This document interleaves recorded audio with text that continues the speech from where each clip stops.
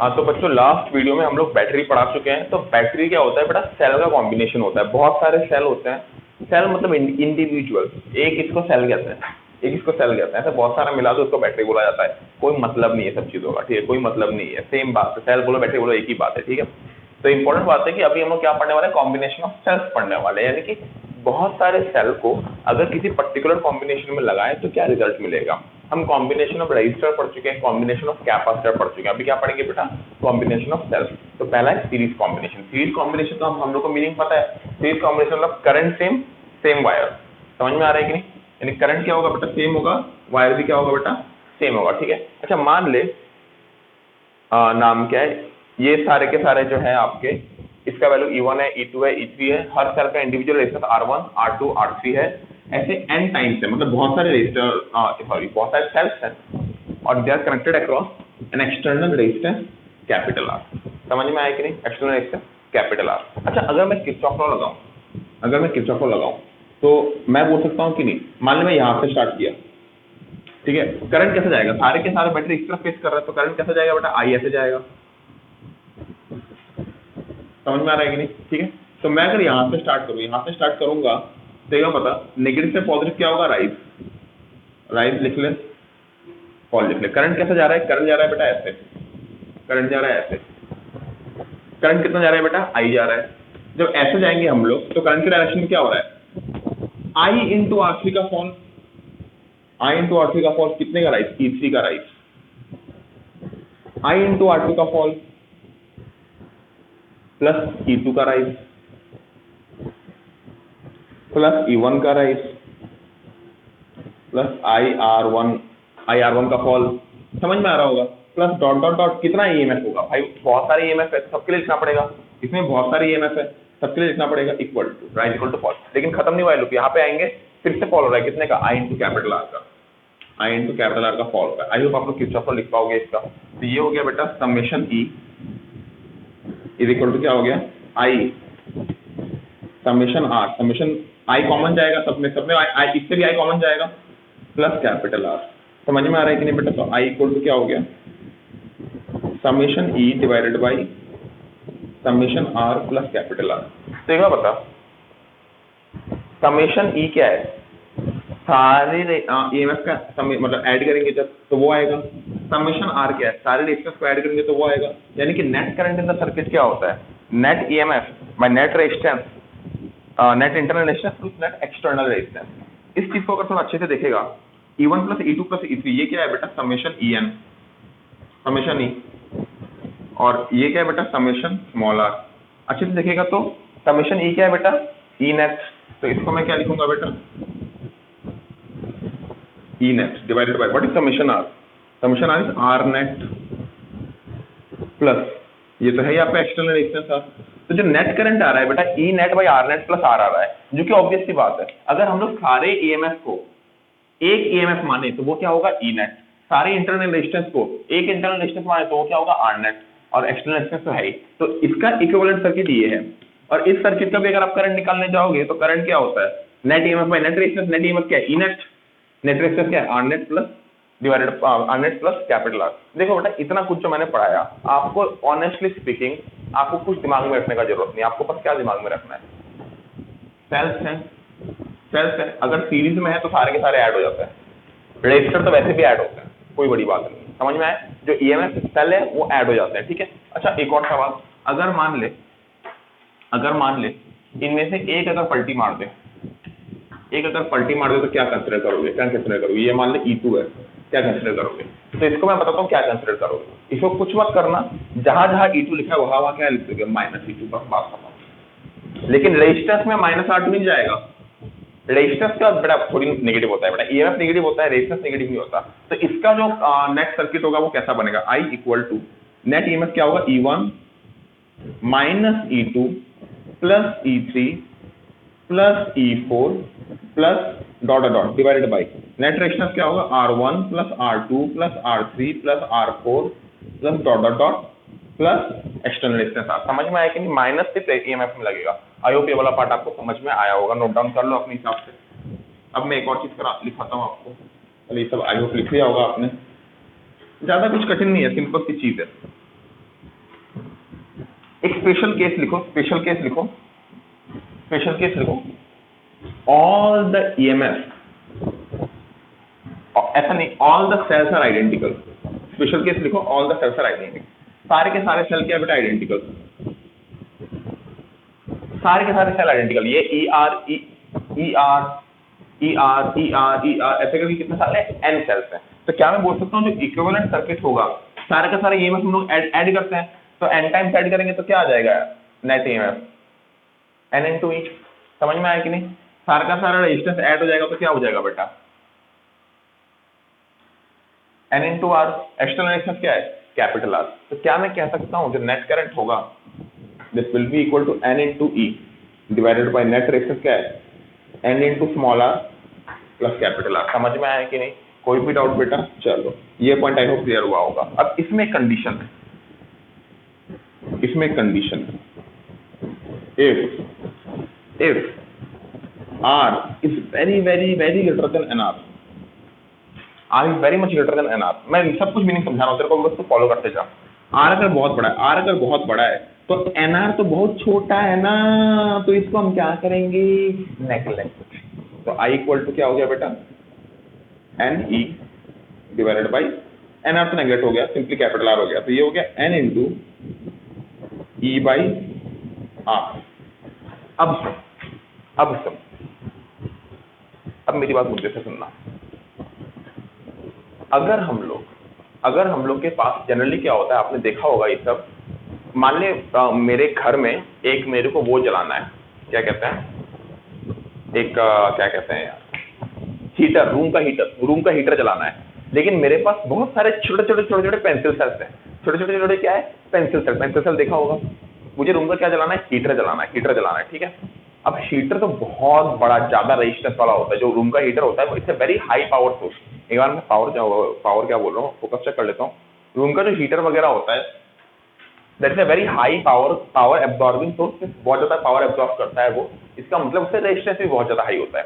तो जब किसी सर्किट का, जब किसी आपको ऐसा एक एक्सटर्नल लोड उसको आपको पावर देना है जिसका रेजिस्टेंस बहुत ज्यादा है, तो आप क्या लगाओ, आप सेल्स को सीरीज में लगाओ, सेल्स को सीरीज में लगाने से फायदा क्या होगा कि करंट आपका क्या हो जाएगा, एन टाइम्स हो जाएगा इंडिविजुअल करंट, एन टाइम्स का इंडिविजुअल करंट हो जाएगा। अब बोलोगे सर इंडिविजुअल करंट कैसे? इमेजिन कर, अगर मैं पेंसिल सेल, जो मेरे पास ये individual, these are individual pencil cell, अगर मैं एक पेंसिल इतना एन पेंसिल सेल की जगह सिर्फ एक पेंसिल सेल लगाता तो मेरा सर्किट कैसा बनता, देख सर्किट मेरा ऐसा बनता।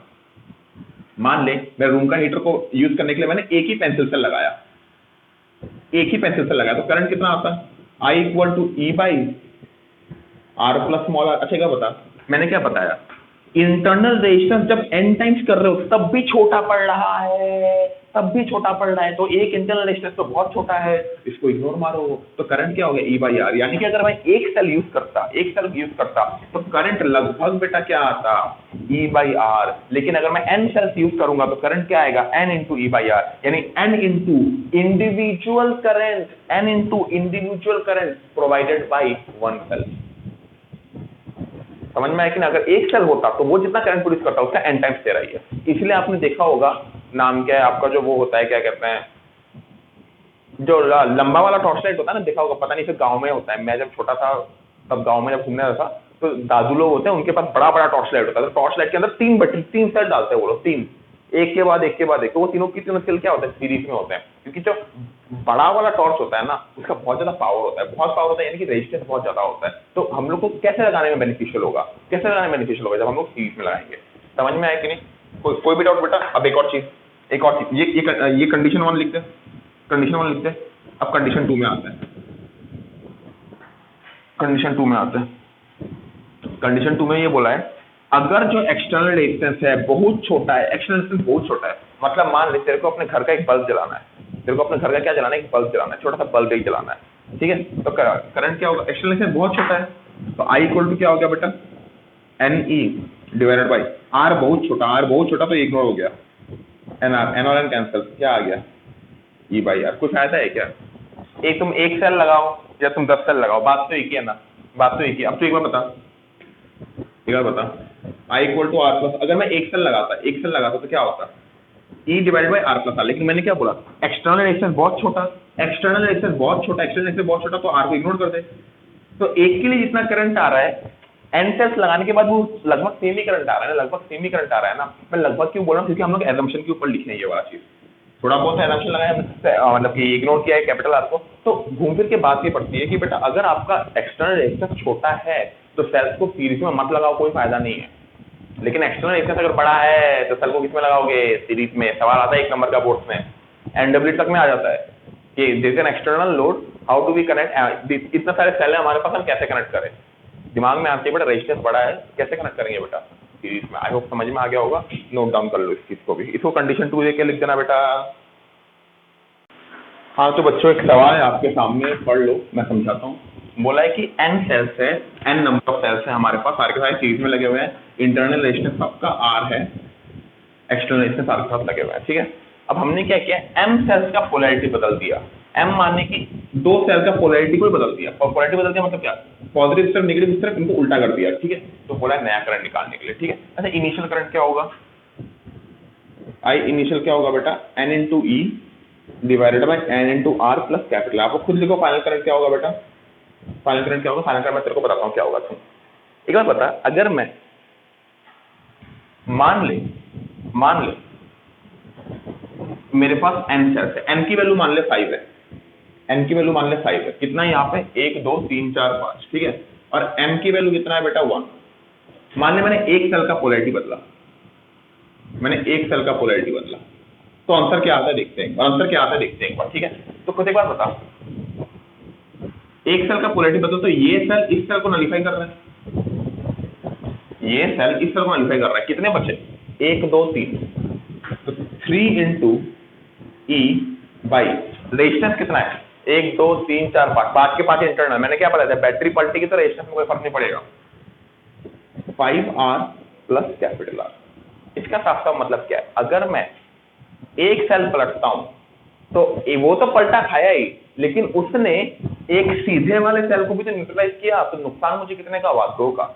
अगर मैंने 2 सेल पलटी मारा तो वो 2 तो पलटी हुए, साथ में वो और 2 को लेके डूबेंगे, 2 और 2 को लेके क्या करेंगे, न्यूट्रलाइज होंगे, यानी कि टोटल कितना जाएगा 4। यानी कि अगर मैंने m सेल्स को किया तो वो कितने सेल को लेके डूबेंगे, 2m सेल्स। समझ में आया कि नहीं। तो फाइनल जो ईएमएफ करंट होगा वो क्या होगा बेटा, n minus 2m into E divide by NR plus R। बहुत बढ़िया सवाल है, एनडब्ल्यूटी लेवल का सवाल, एकदम आता है, बच्चे जनरली पता, मैं बोलता हूँ क्या मार के आते हैं बच्चे। ये सर 4 नंबर आ गया, I got 4 marks in this question.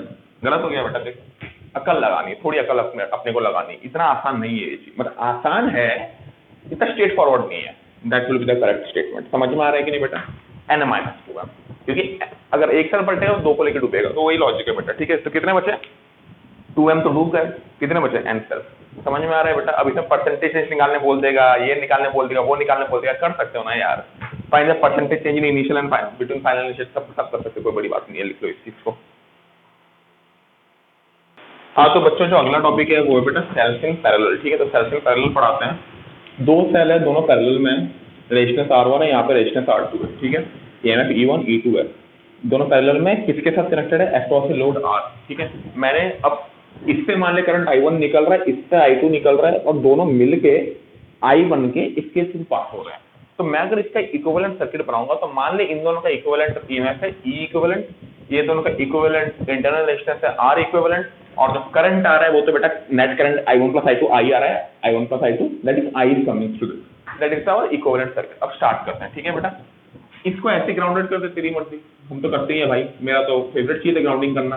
Grounding कर दिया, अब हमको क्या निकालना है बेटा, ये बता, ये पॉइंट ऑफ पोटेंशियल अगर V है तो ये पॉइंट का पोटेंशियल क्या होगा बेटा, 0। क्यों 0, क्योंकि ये ग्राउंडेड है, और इस पॉइंट का पोटेंशियल क्या है V।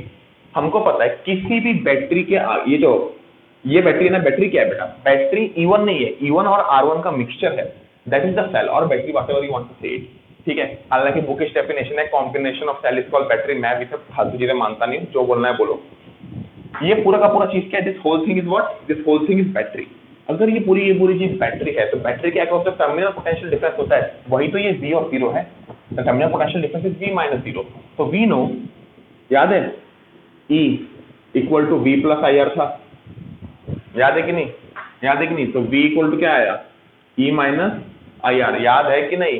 तो टर्मिनल पोटेंशियल डिफरेंस क्या आएगा बेटा? E टर्मिनल पोटेंशियल डिफरेंस जो आएगा वो क्या आएगा बेटा? E1 minus I1 R1। समझ में आ रहा है? अब कुछ बच्चे हैरान, सर क्या फॉर्मूला चिपका दिए आप? फॉर्मूला ही चिपकाना है तो हम सर किताब से पढ़ लेंगे, आपको क्यों रखे हैं, है ना? फॉर्मूला चिपकाना तो ऐसा क्यों है?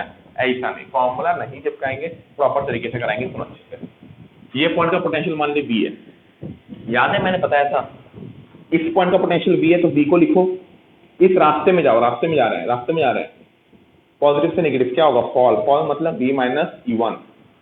करंट के ऑपोजिट जा रहे हैं, रेजिस्टेंस को पार कर रहे हैं, तो करंट के ऑपोजिट क्या पार कर रहा है? तो राइट होगा, कितने का? I1 R1 is equal to क्या? इस पॉइंट का पोटेंशियल, इस पॉइंट का पोटेंशियल क्या है? 0। तो V इक्वल टू क्या हो गया? E1 minus I1 R1, V1 equal to E1 minus I1 R1। समझ में आया कि नहीं बेटा? तुक्का आज कुछ नहीं, प्रॉपर लॉजिक से कराएंगे, टेंशन लेने की कोई जरूरत नहीं है आपको। समझ में आ रहा है कि नहीं? तो पहला इक्वेशन बन गया V equal to E1 minus I1 R1। यहां से एक बार I1 की वैल्यू निकालते हैं, तो I1 उस तरफ लेके जाएंगे तो E1 minus V divided by R1 R1। समझ में आ रहा है? सेम यहां से एक बार जाते हैं V minus E2 plus I2 R2 is equal to क्या हो गया बेटा? 0। तो ये equal to V equal to क्या हो गया फिर से? E2 माइनस I, कुछ आंदू नहीं है, प्रॉपर लॉजिक के साथ आ रहा है। तो तेरा यहां से I2 आया, तेरा I2 आया E2 by R2 minus V by R। समझ में आया कि नहीं? समझ में आया? तो हमको ये पता है कि भैया किरचॉफ करंट लॉ ने ये बोला है I1 plus I2 equal to I। तो I इक्वल टू क्या हो गया? I1 plus I2। समझ में आ रहा है? अच्छा, I से टोटल करंट तो इक्विवेलेंट सर्किट, I से टोटल करंट तो इक्विवेलेंट सर्किट, तो यहाँ से I की वैल्यू क्या होगी बता? I इक्वल टू क्या होगी? What is current? Current is net EMF. इसको हम थोड़ा अलग से लिखेंगे, थोड़ा अलग से लिखेंगे। कैसे देख, ऐसे भी कर ही सकते हो यार, यहाँ पे किरचॉफ लॉ एक बार लगा दे, ठीक है? ऐसा कर, करंट तो ऐसे जा रहा है ना, इस पॉइंट से स्टार्ट कर, ऐसे जब जाएंगे तो क्या होगा? करंट ऐसे आ रहा है, ऐसे जा रहा है, राइज होगा कितने का? IR का, राइज फॉल, ठीक है? यहां से शुरू कर, ऐसे जाएंगे तो क्या होगा? राइज कितने का? IR का, आई पॉजिटिव से नेगेटिव क्या हो गया? फॉल E का। अभी हम लोग फिर से क्या कर रहे हैं बेटा? करंट के ऑपोजिट जा रहे हैं, तो राइज होगा कितने का? I into small R. अब तो अच्छे से देखेगा, this is V, this zero, this V, this zero comes here, यानी कि ये पॉइंट का पोटेंशियल भी V है, ये पॉइंट का पोटेंशियल भी 0 है, यानी कि V is the potential difference across R। अच्छे से देखेगा तो I into R is potential difference, I into R is terminal potential difference. ये तो बात तो मैं पहले ही बता चुका हूँ, जब मैंने सेल पढ़ाया था, बताया था ना, I into capital are is the terminal potential difference. समझ में आया था? नहीं बताया था पहले?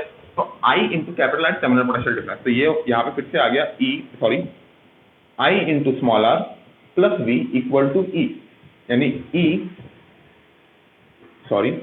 I equal to E minus V divided by R।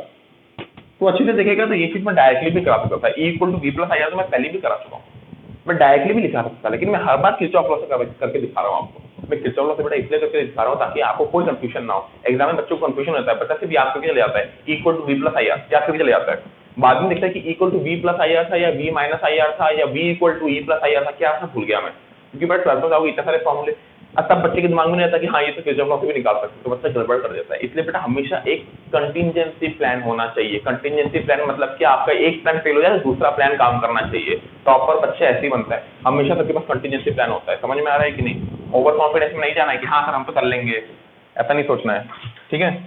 चलो इधर देखो, तो net current is equal to net E equivalent by R equivalent. समझ में आ रहा है कि नहीं? चल I को रिप्लेस करेंगे इससे, E equivalent by R equivalent plus minus V by R equivalent. What is I1 क्या बेटा? E1 by R1 minus V by R1 plus what is I2? E2 by R2 minus V by R2। समझ में आ रहा है? तो E equivalent by R equivalent minus V by R equivalent equal to E1 by R1 plus E2 by R2।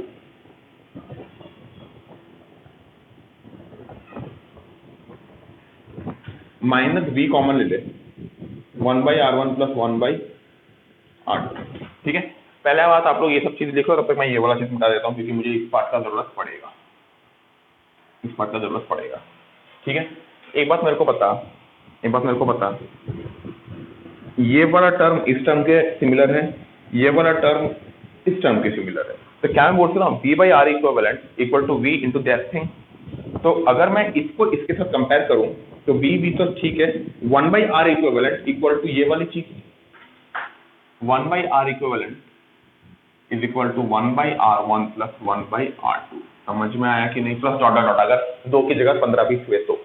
ठीक है, ये वाला टर्म इसके बराबर है, यानी कि E equivalent by R equivalent equal to E1/R1 plus E2/R2 plus dot dot dot. समझ में आया कि नहीं? यानी कि देख, E इक्विवेलेंट का फॉर्मूला ये, R इक्विवेलेंट का फॉर्मूला ये। R इक्विवेलेंट का फॉर्मूला आपको सबको पता है क्योंकि पैरेलल है, पैरेलल कनेक्शन है, तो रेजिस्टेंस इन पैरेलल का फॉर्मूला आपको पता है, लेकिन E इक्विवेलेंट का फॉर्मूला आपको ऐसे याद रखना पड़ेगा। ठीक है, बिल्कुल घबराने का जरूरत नहीं है, मैं आपको बताऊंगा जब सम्स आते हैं तो कैसे करने हैं। ठीक है, एक सम मैं आपको करके दिखाता हूँ, पहले आपको नोट डाउन कर लो ये सारा चीज। एक सम मैं आपको करके दिखाऊंगा, आपको करना कैसे है। ठीक है, एक सम करके दिखाता हूँ तो आपको प्रॉपर फील आ जाएगी। इसकी कोई जरूरत अभी है नहीं, एक बार फोकस चेक कर लेते हैं। सब कुछ मिटा ही चुका हूँ, मिटाने के बाद फोकस चेक करने का क्या ही फायदा। चलो, एक बार फोकस चेक कर लिया मैंने, अब सवाल। यही प्रॉब्लम है यार, फोकस मिट जाता है। एक कैमरा मैं नहीं सोच रहा हूँ रख लूँगा। खैर, बहुत मजाक कर लिया मैंने, अब आते हैं पढ़ने में। मान ले इसकी वैल्यू है 3 वोल्ट, इसका वैल्यू है 1 ओम, इसका वैल्यू है बेटा 4 वोल्ट, इसका वैल्यू है बेटा 2 ओम, और ये हो गया बेटा 10 ओम का। ठीक है, बोला है find the current in the circuit, या कुछ भी बोला, सब कुछ निकाल लेंगे, कोई बड़ी बात नहीं। नेट ईएमएफ निकालेंगे, नेट रेजिस्टेंस निकालेंगे, सब कुछ निकाल लेंगे। पहली बात, आपको नेट इंटरनल रेजिस्टेंस निकालना चाहिए। नेट इंटरनल रेजिस्टेंस क्या होगा? 1/R equivalent equal to 1/R1 plus 1/R2। ठीक है, तो 1/R इक्विवेलेंट, 1/R1 कितना है बेटा? 1/2 plus 1/1, that is coming out to be 3/2। इसको ऐसा ही रख, इसको ऐसा ही रख, अभी के लिए ऐसा ही रख, अभी के लिए ऐसा ही रख। ठीक है, एक बार बता, अपने को पता है E equivalent by R equivalent is equal to E1/R1। What is E1? 4/2 plus E2/R2 3/1। ये बता, E equivalent into 1/R equivalent है कि नहीं? अगर सर चलो वैसे भी नहीं करना तो ऐसे ही देख ले, तेरे सिंपल, इतना कुछ कॉम्प्लेक्स करके फायदा नहीं। R इक्विवेलेंट इक्वल टू कितना हो गया? 4/2, 2 plus 3। What is R equivalent? R equivalent कितना है बेटा? R इक्विवेलेंट कितना है? 2/3। निकाल ही सकते हो, 2/3 इंटू 5, ये कितना हो गया बेटा? 10/3, यानी कि नेट ईएमएफ आया 10/3 और R इक्विवेलेंट आया बेटा आपका 2/3। जो फाइनल सर्किट बनेगा वो ऐसा बनेगा।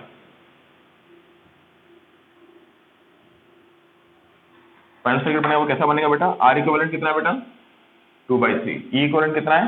10/3। नेट रेजिस्टेंस कितना है? 10। अब तुझे करंट निकालना है, जो निकालना है निकाल सकता है, कोई बड़ी बात नहीं है। तो देखो, किरचॉफ लॉ में भी आपको मैंने ऐसे एक सवाल कराया था, आपको अगर याद होगा तो।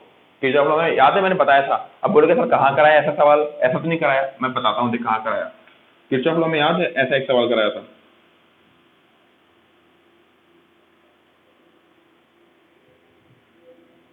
याद है, ऐसा एक सवाल कराया था, वो सवाल यही तो है। समझ में आया? तो अपने को दिमाग खुलना पड़ेगा बेटा। तो ये सेम सवाल है, कोई बड़ी बात नहीं है, सॉल्व करना आना चाहिए आपको। पहला स्टेप क्या लिखाओगे? R equivalent. पहले ही E इक्विवेलेंट निकालने में जाना नहीं आएगा। ठीक है बेटा, नोट डाउन कर लो इस चीज को। अच्छा, एक चीज नोट डाउन करने से पहले आपको बता देता हूँ। मान ले यहाँ पे एक और फेलो, उसका इंटरनल रेजिस्टेंस, और ये सर उल्टा है, मान ये उल्टा है, तो क्या करेंगे? जहां जाए ईएमएफ, ये मान ले E3 है, क्या करेंगे? Plus minus E3/R। E equivalent में क्या आ जाएगा? यहाँ पे माइनस E3 आ जाएगा क्योंकि उल्टा है। लेकिन R इक्विवेलेंट में बेटा रेजिस्टेंस कभी नेगेटिव नहीं, रेजिस्टेंस हमेशा पॉजिटिव, प्लस नहीं आएगा वो रेजिस्टेंस। सिर्फ क्या? ईएमएफ नेगेटिव हो सकता है। ठीक है, उस हिसाब से अपने को दिमाग प्रॉपर लगाना है। कर लो बेटा, नोट डाउन कर लो इस चीज को। हाँ, तो बच्चों एक सवाल मतलब कंडीशन वाला केस है, पहले हम लोग देख लेते हैं। अगर m टाइम्स m n नहीं, n तो सीरीज में था, m पैरेलल में। तो ऐसा बहुत सारा m टाइम्स हमने किया हुआ है। हमको बोला है कि बेटा नेट करंट निकालो, तो एक बार R इक्विवेलेंट निकाल लेते हैं। 1/R क्या होगा बेटा? 1/R1 plus 1/R2। अच्छा 1 सब तो R सेम ही है, सारे के सारे आइडेंटिकल, मैं बताना ही भूल गया, सारे के सारे क्या है? आइडेंटिकल, सारे के सारे आइडेंटिकल है। तो plus dot dot dot m times, तो 1/R इक्विवेलेंट इक्वल टू क्या होगा? m/R, यानी R इक्विवेलेंट क्या हो गया बेटा? R/m। कहीं याद आ रहा है? कहीं याद आ रहा है? कहीं याद आ रहा है? जब पैरेलल पढ़ाया तब कराया था। पिक्चर मत भूल, पिक्चर मत भूल, समझ में आ रहा है कि नहीं? नेक्स्ट चल, E इक्विवेलेंट की बात करते हैं बेटा। E equivalent by R equivalent equal to E1/R1 plus E2/R2 plus dot dot dot m times. तो ये कितना हो गया? m into E/R equal to E equivalent by R equivalent. What is the value of R equivalent? R equivalent is R/m. MR cancel, E equivalent is equal to E. और ये हो भी क्यों ना, अगर सब कुछ सेम है, सब कुछ सेम है, तो पैरेलल में पोटेंशियल डिफरेंस सेम रहता है, और फिर सारी EMF सेम है, तो पैरेलल में नेट EMF भी क्या हो जाएगा? E हो जाएगा। लेकिन रेजिस्टेंस तो भैया पैरेलल का रूल लगेगा ही लगेगा। आई होप आपको समझ में आ गया होगा ये वाला चीज, ठीक है? नोट डाउन कर बच्चा, तब तक मैं फोकस को दोबारा चेक करता हूँ। मेरे जिंदगी में काम ही क्या है? फोकस चेक करना है, यही कर करके जिंदगी जाएगा मेरा। इधर देखो, चलो अगर हम करंट की बात करें इस सर्किट में, पूरे सर्किट में मान ले इससे करंट कितना निकल रहा है? आई निकल रहा है। इससे कितना करंट निकल रहा है? आई निकल रहा है। तो करंट कितना होगा? आई इक्वल टू होगा बेटा तेरा, यहाँ पे लिखते हैं, आई इक्वल टू होगा बेटा तेरा नेट EMF। सीधा लिखता हूँ यार, क्यों टेढ़ा लिखता हूँ मैं? आई इक्वल टू होगा net EMF by net resistance. Resistance क्या है? R/m plus capital R। समझ में आ रहा है कि नहीं बेटा? R/m plus capital R। अब इसको एक चीज देख, केस वन, अगर जो आपका एक्सटर्नल रेजिस्टेंस है बहुत छोटा है, बहुत छोटा, एक्सटर्नल क्या है? बहुत छोटा है। एक्सटर्नल रेजिस्टेंस क्या है? बहुत छोटा, मतलब इमेजिन नहीं कर सकते, बहुत छोटा। जैसे कि तेरे घर में एक छोटी सी बल्ब जलानी है तेरे को, तो बहुत छोटा एक्सटर्नल रेजिस्टेंस हुआ कि नहीं? वो छोटा सा बल्ब अगर तुझे लगाना है तो छोटा सा एक्सटर्नल रेजिस्टेंस हुआ। तब देख तेरा करंट क्या आ रहा है? आई इक्वल टू क्या आ रहा है बेटा? E divided by R/m। m आएगा कि नहीं? वो कैपिटल R तो कैंसिल हो जाएगा क्योंकि वो बहुत छोटा है। तो ये क्या हो गया? m into E by capital. यहाँ पे देख करंट कितना टाइम्स हो गया? m टाइम्स हो गया था इंडिविजुअल करंट, m टाइम्स था इंडिविजुअल करंट। यानी कि रेजिस्टेंस, यानी कि लोड, एक्सटर्नल लोड बहुत छोटा है तो बैटरी को पैरेलल में लगा, एक्सटर्नल रेजिस्टेंस बहुत बड़ा है तो बैटरी को सीरीज में लगा। समझ में आ रहा है कि नहीं? समझ में आ रहा है कि नहीं? तो आइडियल केस क्या होगा? जब रेजिस्टेंस बड़ा लगाओ सीरीज में, और रेजिस्टेंस छोटा लगाओ पैरेलल में, ठीक है? चल देख। अच्छा, अब कुछ बच्चे बोलेंगे सर याद कैसे रखें? सर याद मेरे को नहीं समझ में आ रहा। सर याद कैसे? देखिए, याद रखने का भी तरीका है। सीरीज कब काम आता है? जब रेजिस्टेंस बड़ा होता है। अच्छा, सीरीज में सारी EMF ऐड होते हैं कि नहीं? यानी कि सारा EMF ऐड होगा तभी बड़े रेजिस्टेंस को सपोर्ट कर पाएगा, है कि नहीं? जब रेजिस्टेंस बड़ा है तो सब EMF हमें ज्यादा चाहिए, तो EMF ऐड किस में होता है? सीरीज में होता है। इसलिए सीरीज यूज करते हैं जब रेजिस्टेंस बड़ा होता है। लेकिन जब पैरेलल होता है तो पैरेलल में EMF थोड़ी ऐड होता है, सारा का सारा EMF, बहुत सारी चीज जितना भी लगा लो नेट EMF तो E रहेगा। तो वो किसके लिए? छोटे रेजिस्टेंस के लिए। अक्ल लगा, स्मार्टनेस दिखा, आंसर अपने आप आएगा। समझ में आ रहा है कि नहीं? चलिए, हो गया। अच्छा, इसमें एक और सवाल याद है, मैंने वो सीरीज वाले में कराया था कि n रेजिस्टर सीरीज में थे, सॉरी n सेल्स सीरीज में थे, उनमें से m सेल ने पलटी मार दिया था। इसमें भी सेम है, m पैरेलल में है, उनमें से m पैरेलल में है, उसमें से P ने पलटी मार दिया, EMF ने पलटी मार दिया। बताओ भाई, सर्किट का नेट करंट क्या होगा? अकल लगानी है, दिमाग लगाना है, और आंसर मेरे को भेजो भाई व्हाट्सएप में, ठीक है? चलो मिटाता हूं मैं। तो अभी हम लोग आ गए हैं मिक्स्ड कॉम्बिनेशन में। मिक्स्ड कॉम्बिनेशन क्या है? सीरीज में भी है, पैरेलल में भी है, ठीक है? तो देख, सीरीज में क्या है आपका? सीरीज में ऐसे सेल्स n टाइम्स है, तो यहाँ पे मान ले 15 सेल है, तो यहाँ भी 15 सेल, यहाँ भी 15 सेल है, यहाँ भी 15 सेल है, यहाँ भी 15 सेल है, लेकिन ऐसा कितना रो है, m रो है। समझ में आ रहा है कि नहीं? मान ले n का वैल्यू 15 है और m का वैल्यू 10 है, यानी कि हर ब्रांच में 15 सेल्स हैं, हर ब्रांच में 15 सेल्स हैं और ऐसे 10 ब्रांचेस हैं। समझ में आ रहा है? अब इसका हम लोग नाम क्या है, सर्किट को सॉल्व करते हैं। क्या बता, इस एक को सॉल्व करेंगे तो कैसा बनेगा?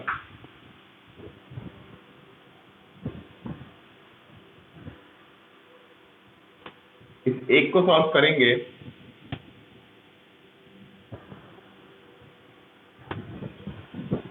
कुछ ऐसा डायग्राम बनेगा। इसे एक को सॉल्व करेंगे तो इसकी वैल्यू कितनी हो जाएगी, NE, इसकी value NR and so on.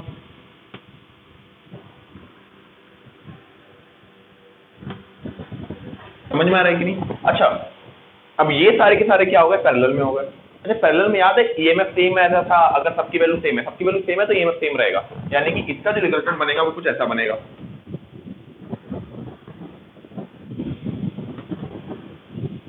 इसका जो रिजल्टेंट बनेगा वो कैसा बनेगा बेटा, N इंटू EMF सेम रहेगा, रेजिस्टेंस क्या हो जाएगा, NR डिवाइडेड बाई M। याद है M टाइम्स हो जाता था 1/M टाइम्स, और ये हो गया आपका, हाँ समझ में आया? तो ये आपका इन शॉर्ट वो सर्किट बन गया। देखो कुछ कठिन चीज नहीं पढ़ा, पचकानी चीज है। अभी अपने को क्या करना है बेटा, करंट निकालेंगे। I इक्वल टू बेटा क्या आ रहा है, net EMF by net resistance, NR by M plus sorry capital R। तो I इक्वल टू आया आपका NE by NR plus MR, LCM गया तो NNE by NR plus MR। इस चीज को आप लोग अभी के लिए लिख लो, इस चीज को अभी के लिए लिख लो। ये चीज को मैं ऊपर दोबारा से बना रहा हूं ताकि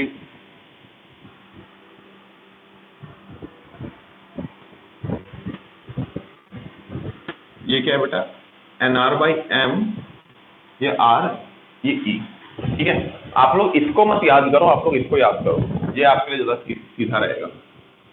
ठीक है, वैसे कुछ कठिन नहीं है, और ये सब रिजल्ट मैं बिल्कुल बता रहा हूँ, बिल्कुल याद मत करो, ये सब याद नहीं रहते हैं ये सब रिजल्ट। ये कहाँ n का जगह m हो जाएगा ना भाई, कहाँ n इंटू स्मॉल आर की जगह m इंटू स्मॉल आर लिख दोगे, फिर ये उल्टा लिख दोगे, बहुत गड़बड़ हो जाता है यार। इसलिए मैं बोलता याद मत रहा, 2 स्टेप आएगा डेरिवेशन में, कर लेगा, कोई बड़ी बात है नहीं। ठीक है, अभी एक टॉपिक आता है आपका बेटा मैक्सिमम पावर थ्योरी। क्या है, maximum power theory for mixed grouping. Maximum power theory for mixed grouping. Maximum power theory क्या कहती है? मैक्सिमम पावर थ्योरी को मैं आपको थ्योरी का बताता हूं, फाइन। इसका मैं आपको मीनिंग बता देता हूं, मैं फोकस का चेक कर लेता हूं, फिर आपको मैं मीनिंग बता रहा हूं। इस मैक्सिमम पावर थ्योरी का मतलब ये है कि जैसे याद है हम लोग ऐसा किए थे कि अगर रेजिस्टेंस बड़ा है, रेजिस्टेंस बड़ा है तो सारे के सारे सेल्स को आप सीरीज में लगा लो, सारे के सारे सेल्स को आप लोग सीरीज में लगा लो। रेजिस्टेंस छोटा है तो सारे के सारे सेल्स को क्या लगा लो, पैरेलल में लगा लो। लेकिन यहाँ पे बोला है कि सीरीज भी है पैरेलल भी है, सीरीज भी है पैरेलल भी है। तो मान ले तेरे पास टोटल 24 सेल्स हैं, 24 सेल्स है, तो मैं 24 सेल्स को कैसे लगाऊं ताकि मेरे इस रेजिस्टेंस से मैक्सिमम करंट पास हो, रेजिस्टेंस से क्या हो, मैक्सिमम करंट पास हो। समझ में आ रहा है? मैं इन 24 सेल्स को कैसे लगाऊं कि मेरी इस रेजिस्टेंस से मैक्सिमम करंट पास हो। तो आप बोलोगे सर कैसे, क्या पूछ रहे हो? कि आप बोलोगे सर ये तो R की वैल्यू पे डिपेंड करेगा। R अगर बहुत बड़ा है, R अगर बहुत बड़ा है तो 24 के 24 सेल्स को सीरीज में लगा लो। R अगर छोटा है तो 24 के 24 सेल्स को पैरेलल में लगा लो। लेकिन मैं अगर बोलूं कि R इंटरमीडिएट है, तब क्या करेंगे? तो बोलेंगे कि सर ऐसा करो, आप 24 सेल्स में से 12 सेल का एक रो बना दो और एक और रो बना दो, तो 12 और 12 24, यानी कि n की वैल्यू आपकी हो गई सर 12, एक सेल में 12, और m की वैल्यू हो गई 2। या आप ऐसा भी कर सकते हो, n की वैल्यू 8 रख लो, m की वैल्यू 3, यानी कि एक में 8 और ऐसे 3, या n की वैल्यू 6, m की वैल्यू 4, या n की वैल्यू 4, m की वैल्यू 6, यानी एक में 4 ऐसे 6। कितने कॉम्बिनेशन पॉसिबल है बेटा? बहुत सारे कॉम्बिनेशन पॉसिबल है, बहुत सारे, इनफाइनाइट, पहली बात इनफाइनाइट नहीं, बहुत सारे कॉम्बिनेशन पॉसिबल है। तो ऐसा बोला गया कि सर 24 सेल है, हमारी R की कुछ इंटरमीडिएट वैल्यू है, उसमें हम कैसे, कौन सा कॉम्बिनेशन अपनाएं, कौन सा कॉम्बिनेशन अपनाएं, तो उसमें से कौन सा कॉम्बिनेशन अपनाएं वो निकालने का तरीका है maximum power theory. Maximum power theory states find a combination. In simple words, we have to find a combination or we have to find a condition so that power consumed by external resistance is maximum. What is the power consumed? अच्छा power देखो मैंने अपने तुम लोग को पढ़ाया नहीं है, लेकिन 10वीं में तुम लोग पावर पढ़ चुके हो कि I स्क्वायर आर होता है. 10वीं में तुम लोग पावर पढ़ चुके हो I स्क्वायर आर होता है. सिर्फ R की वैल्यू इसकी कांस्टेंट है, मतलब ये R तो चेंज नहीं हो रहा, R कांस्टेंट है. यानी पावर कब मैक्सिमम होगा? पावर कब मैक्सिमम होगा? Power will be maximum when current is maximum. यानी इन शॉर्ट थ्योरी क्या बोलती है कि ऐसा कॉम्बिनेशन एक निकाल के बताओ, ऐसा एक कॉम्बिनेशन निकाल के बताओ जिसमें इससे कंज्यूम होने वाला पावर ज्यादा हो, पावर मैक्सिमम हो. अच्छा पावर मैक्सिमम यानी कि इससे पास होने वाला करंट मैक्सिमम हो, इससे पास होने वाला करंट जो इससे पास हो रहा है, इससे पास होने वाला करंट यानी कि जो इससे पास हो रहा है, यानी कि ये वाला करंट कब मैक्सिमम होगा, फॉर व्हाट कंडीशन ये वाला करंट मैक्सिमम होगा. समझ में आया कि नहीं कॉन्सेप्ट? आई होप समझ में आया हो. चलो तो हमको गिवन क्या क्या है, देख हमको गिवन क्या क्या एक बार देखते हैं. ठीक है, हमको गिवन क्या क्या है एक बार. मैं नहीं इसको भी नहीं मिटा सकता, मैं कुछ भी नहीं मिटा सकता, मेरे को सब कुछ चाहिए होगा. ये वाला मिटा सकता हूँ क्योंकि मेरे को जरूरत नहीं है. गिवन देख क्या क्या, सुनना अच्छे से. गिवन क्या क्या है? गिवन होगा अपने को हर सेल का ईएमएफ, क्योंकि जब बोला गया है 24 सेल है, हमारे पास 24 सेल है, तो हमको ये पता है कि हर सेल का ईएमएफ कितना है, हर सेल का इंटरनल रेजिस्टेंस कितना है और एक्सटर्नल रेजिस्टेंस भी दिया हुआ है. हमको बस ये निकालना है कि 24 को आप किस अरेंजमेंट में सेट करोगे. सब डिटेल्स गिवन है, कितना सेल है, हर सेल का ईएमएफ, हर सेल का इंटरनल रेजिस्टेंस, हर सेल का एक्सटर्नल रेजिस्टेंस, सब कुछ गिवन है. बस ये बोला है कि 8 का कॉम्बिनेशन 8 into 3, 6 into 3, 4 कैसा कॉम्बिनेशन लगाएंगे. समझ में आ रहा है कि नहीं? अच्छा क्या बता, ये बात बता, इसमें n है तो वेरिएबल क्या क्या है? वेरिएबल क्या क्या है? वेरिएबल है n, m. n भी वेरिएबल है और m भी वेरिएबल है, दोनों वेरिएबल है, क्योंकि हमको नहीं पता ना किस कॉम्बिनेशन में जाएगा. लेकिन एक बात सोच, n m कांस्टेंट है, n into m कांस्टेंट है, क्योंकि n into m क्या है? जैसे मैं एक एग्जांपल दूं, n की वैल्यू 8 है तो m की वैल्यू क्या होगी? 3. ऐसा 8 और ऐसा 3 रो होगा, तो n into 8 into 3 कितना है? 24. अच्छा n का वैल्यू 6 और m की वैल्यू 4 भी तो पॉसिबल है, तभी n into m कितना हो रहा है? 24. यानी कि इनका प्रोडक्ट कांस्टेंट है, इनका प्रोडक्ट कांस्टेंट है, क्योंकि इनका प्रोडक्ट क्या है? इनका प्रोडक्ट इनका टोटल नंबर ऑफ सेल्स, इनका प्रोडक्ट इसका टोटल नंबर ऑफ सेल्स. लेकिन इंडिविजुअल वैल्यू ऑफ n और m हमने को निकालना बाकी है. अभी समझ में आया कि नहीं बेटा? आपको समझ में आया कि नहीं? तो हम लोग क्या करेंगे, n into m को कांस्टेंट मानेंगे, तो एकमात्र वेरिएबल क्या बचा बेटा? इंडिविजुअल m और इंडिविजुअल m. आई होप समझ में आ गया होगा. चलो अब सॉल्व करते हैं. I की वैल्यू क्या है बेटा? NME. अच्छा ये तो लिखा ही हुआ है. अच्छा क्या बता, क्या क्या कांस्टेंट है? NM कांस्टेंट है, NM कांस्टेंट है, NM कांस्टेंट है, E भी कांस्टेंट है, यानी कि न्यूमरेटर पूरा कांस्टेंट है. Small n variable, capital small n और स्मॉल m दोनों वेरिएबल है, तो न्यूमरेटर वेरिएबल है. यानी for current to be maximum, for I to be maximum, the denominator should be minimum. यानी कि NR plus MR should be equal to what? Should be minimum. समझ में आ रहा है कि नहीं? अच्छा कैसे करेंगे देख, इसको n into r को रूट ओवर NR स्क्वायर लिख ले, m into r को रूट ओवर MR स्क्वायर लिख ले, प्लस जिनका मैथ्स है उनको तो मतलब मक्खन जैसा समझ में आ रहा हो, क्योंकि मैथ्स में ऐसा हम लोग करते हैं. जिनका मैथ्स है तुम लोग को भी समझ में आ जाएगा, ऐसा कोई बड़ी बात नहीं है. इसको ऐसा कर ले, प्लस नहीं -2 root over NR root over MR plus 2 root over MR equal to minimum. सब कुछ समझाना एक बार मैं फोकस से कर लेता हूँ, क्योंकि मैं इसके सामने आ गया था ना, तो फोकस ही नहीं होगा तो और क्या ही दिखेगा आप लोग को. लेकिन भैया बढ़िया दिख रहा है, मजा आ रहा है देख के. एक बात मेरे को साफ साफ बता, तू लोग सोच के बता, ये है सही बात है. मैंने -1 टर्म लाया, सेम टर्म पॉजिटिव में लेके आ गया, तो इक्वेशन रिमेन सेम. लेकिन एक चीज देखेगा, तो यहाँ से लेकर अगर मैं यहाँ तक कंसीडर करूँ तो मुझे क्या मिल रहा है? Root over NR minus root over MR का होल स्क्वायर मिल रहा है कि नहीं, प्लस 2 रूट ओवर NMRR. ये क्या हो गया बेटा? मिनिमम. अब तो अच्छे से एक चीज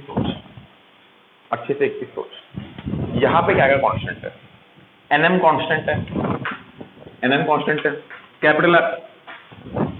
capital R small r constant है, यानी कि ये चीज पूरी कांस्टेंट है. यानी कि समथिंग प्लस एक constant is equal to minimum, यानी कि दैट थिंग इज मिनिमम.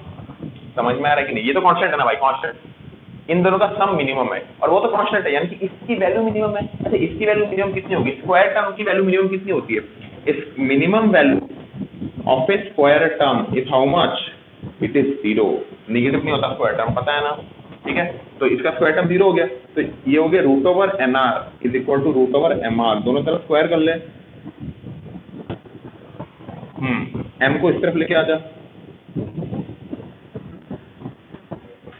ये कंडीशन होगी। जब ये कंडीशन होगी तब power consumed by external resistance is maximum. अब एक बार बता, आर की वैल्यू क्या है? N R by M. अब अच्छे से देख, N R by M is what? Net internal resistance. Net internal resistance, what is capital R? Net external resistance. When तो आई इक्वल टू मैक्सिमम, यानी कि इस सर्किट से करंट कब मैक्सिमम होगा? इस सर्किट से करंट कब मैक्सिमम होगा? इस सर्किट से करंट कब मैक्सिमम होगा? इस सर्किट से करंट कब मैक्सिमम होगा? जब ये कंडीशन होगा। यानी इस सर्किट से करंट मैक्सिमम तब होगा जब R net internal resistance is equal to net external resistance. ये कंडीशन है भैया, ये बहुत इंपॉर्टेंट चीज है, बहुत इंपॉर्टेंट चीज है। कब कब आपका पावर कंज्यूम मैक्सिमम होगा? कब करंट मैक्सिमम जाएगा बेटा? कब इससे पावर सॉरी करंट नहीं, पावर बाई कैपिटल आर। यानी कि ये कैपिटल आर कब मैक्सिमम पावर कंज्यूम करेगा? ये कैपिटल आर तब मैक्सिमम पावर कंज्यूम करेगा जब हमारा net internal resistance equal to net external resistance होगा। इसका डिराइवेशन आता है, लेकिन डिराइवेशन का दो है, बता देता हूँ। पहला डिराइवेशन क्या है? Maximum power theory for mixed grouping, एक है जनरल मैक्सिमम पावर थ्योरी। तो जनरल मैक्सिमम पावर थ्योरी को मैं आपको इसके बाद ही करा दूंगा, बिल्कुल टेंशन लेने की जरूरत नहीं है। एग्जाम में आएगा तो आपको जनरल, अभी देख एग्जाम में आपको दो तरीके से पूछता है। एक पूछता है what is maximum power theory, तो आप जो जनरल वाला है जो कि मैं नेक्स्ट कराऊंगा वो वाला लिख के आओगे। अगर मिक्स्ड ग्रुपिंग का सवाल पूछता है तो आपको ये वाला करके आना है। समझ में आ रहा है बेटा? नोट डाउन कर लो इस चीज को। तो कुछ सवाल आपके सामने की 36 सेल्स है हमारे पास, हर सेल का ईएमएफ 2 वोल्ट है, हर सेल का ईएमएफ 2 वोल्ट है, इंटरनल रेजिस्टेंस 1 ओम है और एक्सटर्नल रेजिस्टेंस है 4 ओम। बोले किस तरीके से हम कॉम्बिनेशन बनाए, कैसे उन 36 सेलों को अरेंज करें कि पावर हमारा कंजम्पशन मैक्सिमम हो 4 ओम से, इससे पावर कंजम्पशन मैक्सिमम हो। तो आप क्या करोगे? देखो भैया, पहली बात दिमाग में एक इमेज बना, ऐसा एक इमेज बना, एन टाइम्स होगा तो ईएमएफ कितना हो जाएगा? एनी। पैरेलल में ईएमएफ चेंज नहीं होता तो नेट ईएमएफ हो गया तेरा, सॉरी मेरी गलती, नेट ईएमएफ हो गया तेरा एनी। पिछले वाला डायग्राम में भी शायद मैंने मिस कर दिया था, देख लेना तुम लोगों को, ठीक है? नेट ईएमएफ हो गया आपका एनी। नेट इंटरनल रेजिस्टेंस क्या हो गया? R N R divided by M, N R by M external resistance. चलो ठीक ही है। सोल्यूशन कैसे होगा? अपने को पता है बेटा, एन इंटू एम, टोटल तो 36 है ना भाई, तो N into M will be equal to 36। Now net internal resistance must be equal to net external resistance, N R by M equal to capital R. What is N R by M? N by M into what is capital R? Capital R sorry small R की value कितनी है बेटा? 1 ohm. What is capital R? 4। तो N by M sorry N by M equal to 4 और N M equal to 36। 1 2 दोनों equation को multiply कर दे, n by m into n into m by n by m, m और m cancel, n square equal to 36 into 4। तो n की वैल्यू आ गई 36 इंटू 2 12, n की वैल्यू 12, m की वैल्यू आ जाएगी बेटा 33। यानी कि ऐसे 12 सेल को लगाओ, ऐसे 3 सेल को लगाओ, आंसर आपका आ जाएगा। अगर बोलता है कि सर्किट में करंट कितना होगा, मान ली इससे बोला कि पावर कितना होगा, power we know I square R, now what is current? How much current will flow? What is net EMF? NE by net resistance कितना होगा? अब आप लगाओगे NR by M plus R।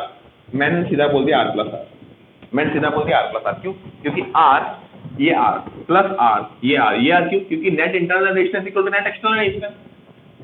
तो मैंने इसकी जगह क्या लिख दिया? कैपिटल R लिख दिया। समझ में आ रहा है कि नहीं बेटा? आई होप समझ में आ रहा होगा, नहीं समझ में आ रहा तो ऐसा देख लो, NR by M। Maximum power theory में net internal resistance is equal to net external resistance, तो इसकी जगह मैंने क्या लिख दिया? R लिख दिया, इनटू आपका क्या हो गया बेटा? R। समझ में आ रहा है कि नहीं? I square R। तो n की वैल्यू कितनी है बेटा? 12, 12 इंटू E की वैल्यू कितनी है बेटा? 2।